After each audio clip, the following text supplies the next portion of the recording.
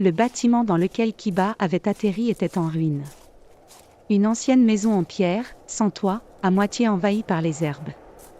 Les fenêtres étaient condamnées, et la poussière couvrait les débris du sol. L'air y était froid, lourd. Comme si le lieu retenait son souffle. Kiba s'avança prudemment. Y a quelqu'un ? Pas de réponse. Seulement le grincement lointain d'un volet arraché. Erika entra derrière lui, fusil prêt. Rien ne bouge. Ça pue la moisissure. Mais pas de piège visible. Erwin ferma la marche, balayant les coins sombres du regard. Parfait comme point de chute. Personne ne viendra ici. Pas même les rats ? Ils fouillèrent les lieux rapidement, meubles en miettes, une cheminée effondrée, un escalier vers un étage disparu. Mais quelque chose clochait. Kiba s'approcha du sol, là où des dalles semblaient anormalement récentes. Vous voyez ça ? Il posa une main sur la pierre. Une dalle fendue, sans mousse, comme si elle avait été déplacée. Erwin s'accroupit, tapota les bords. Ça sonne creux. Aide-moi ? Ensemble, ils dégagèrent les débris. Puis Erwin glissa la pointe de sa dague dans une fente. Et clac.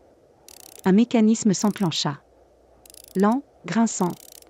Et une trappe s'ouvrit dans un nuage de poussière. Un escalier de pierre descendait dans l'obscurité. Un passage secret. Mieux que ça ? Ce sont des catacombes. Tu connais ? L'ancienne Aquarie. Le vrai royaume s'étendait sous terre, avant les guerres océanes. On dit que des tunnels reliaient les palais, les sanctuaires. Et même le château. Tu veux dire qu'on pourrait atteindre le château par en dessous ? Exactement. Si ces tunnels ne sont pas complètement effondrés. On vient peut-être de trouver un chemin jusqu'à la larme d'argent. Kiba fixa l'obscurité. Un souffle frais, ancien, remontait du passage. Il n'avait pas peur. Mais quelque chose en bas l'attendait. Alors allons-y. Ils entrent dans les catacombes, l'air sentait la moisissure après quelques heures de marche. Ils rencontrent des soldats en patrouille. Le combat contre les soldats avait été bref mais éprouvant. Kiba, haletant, tenait son poing encore chargé de résidus d'aura. Erika rechargeait son fusil, l'œil aux aguets, tandis qu'Erwin finissait de forcer la grille à coups d'outils silencieux. Un cliquetis. Un grincement sourd. Allons-y, vite, avant que d'autres arrivent. Ils s'engouffrèrent dans le passage, étroit et humide, qui descendait lentement sous la surface du château. Les murs suintaient d'eau sombre, couverts de racines et de symboles oubliés. Des torches éteintes marquaient les anciens couloirs, mais plus aucun feu ne les guidait. Le silence était pesant. Jusqu'à ce qu'un murmure perce l'obscurité. Tais-toi. Quelqu'un pourrait t'entendre. Morgan, il n'est qu'un sale rat. Il a vendu les siens pour un peu de pouvoir, et maintenant, il se prend pour un roi. Chut. T'as vu ce qu'il a fait à ceux qui l'ont insulté ? Ils ont disparu. Corps et âme. Kiba s'arrêta net. Vous entendez ? Erika et Erwin hochèrent la tête. Des voix, pas des gardes. Pas d'armure. Des serviteurs ? Réfugiés ? Rebelles ? Ils s'approchèrent à pas feutrés, longeant les murs comme des ombres. La lumière faible d'une torche vibrait au loin, projetant des silhouettes floues. Il parle du traître. Et il l'insulte ouvertement. Erwin fit signe de se baisser.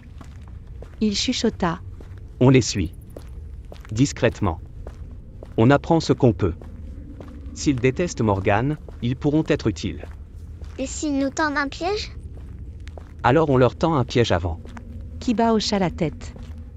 Il cala mieux sa cape sur ses épaules, masquant son écharpe, et activa doucement le gant d'aura. Une faible lumière dorée pulsa, puis s'éteignit aussitôt, camouflée par l'obscurité. Les trois aventuriers s'avancèrent dans le silence, aussi léger que le souffle d'un souvenir. Au bout du couloir, un groupe de 3 personnes était rassemblé dans une alcôve. 2 hommes, une femme.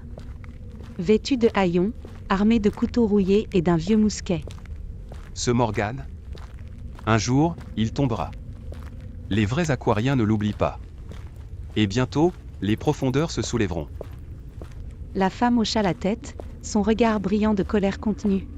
Il garde l'alarme comme un trophée. Il pense que ça fait de lui un roi. Mais il ne comprend rien, il la redoute. C'est pour ça qu'il la cache. Ils savent où elle est. Écoutons encore un peu. On peut peut-être éviter un combat inutile. Ou trouver un passage secret. Kiba, Erika et Erwin suivaient les rebelles à bonne distance, se faufilant entre les ombres, évitant les échos de leurs pas sur les pierres humides. Les trois inconnus avançaient d'un pas sûr, comme s'ils connaissaient ces tunnels par cœur. Puis, soudain, l'un d'eux s'arrêta devant une arche sculptée, cachée derrière une vieille grille effondrée.